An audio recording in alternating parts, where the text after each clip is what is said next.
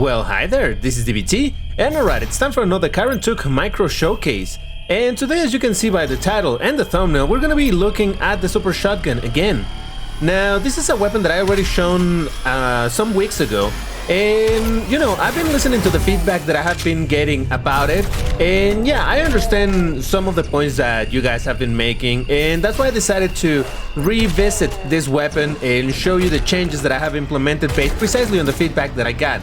Because I know a lot of people were a bit, I would say, either disappointed or, if I want to pin it nicely, a little bit concerned by the discrepancy on the looks of weapons, you know, all the weapons shown in the game compared to that one in particular, where the aesthetic didn't quite match the rest of the gun. And you know, I have talked many times already that the whole thing is work in progress. So basically, yeah, some things are gonna be changing, you know, I keep on saying that along with the balance and all of that. So yeah, how about I actually show you the new looks and the behavior of the gun, which aligns more with what I think you guys would have expected to see. So here it is, the big, bad Super Shotgun with the proper sprites that now look like in Doom Eternal.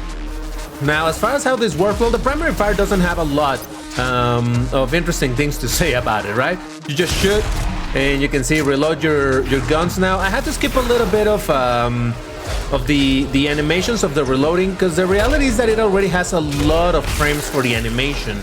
And adding additional ones where it shows the hand and how it loads the shell and all of that, you'll see that I just lower the gun and it comes back as it's reloading. That is also helpful for some situations where you run out of ammunition and the gun needs to stay basically in the open state until you get more ammunition. That was already in D4T, I also added it over here.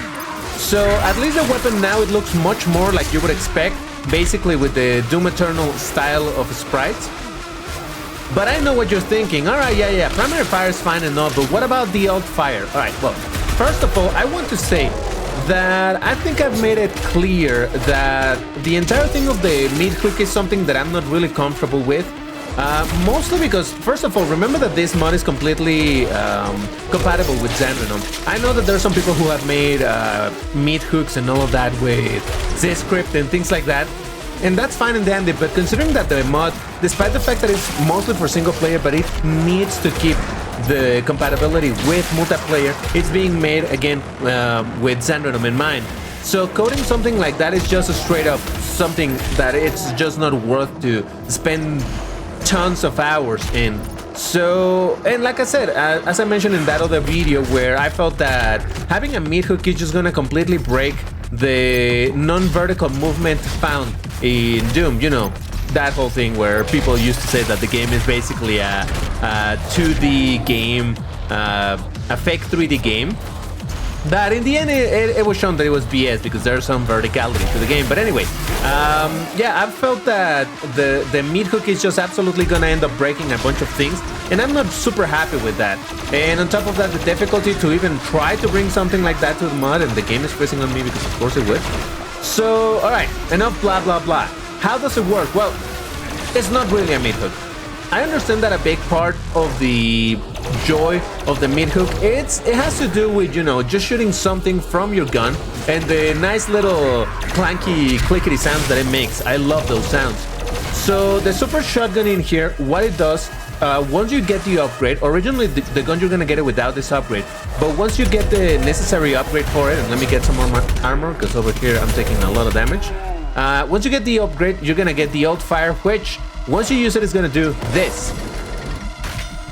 So basically, it's like a, you know, like I said, part of the joy of the Super Shotgun is the fact that it has a primary fire that is good, you know, just to take down big enemies with a couple of shots.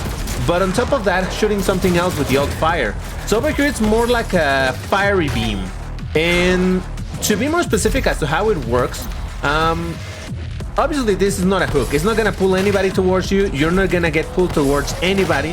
What it does instead is it deals damage. The moment you press alt fire, it starts shooting it, and it continues to do that for about a second and a half. You can actually hear the sound cues for when that happens. You shoot it, then the sound ends, and you get the clink back, telling you that technically the hook has returned quote-unquote hook. I don't know, we're gonna have to name it something else over here. You can even, if you pay attention to the weapon sprite, you can see that as I press off fire, the hook disappears from the gun and it reappears once it's ready. For the time that it's not there in the gun, you cannot fire primary fire again. So I'm pressing fire, and only until the hook returns, you're able to fire again with the primary.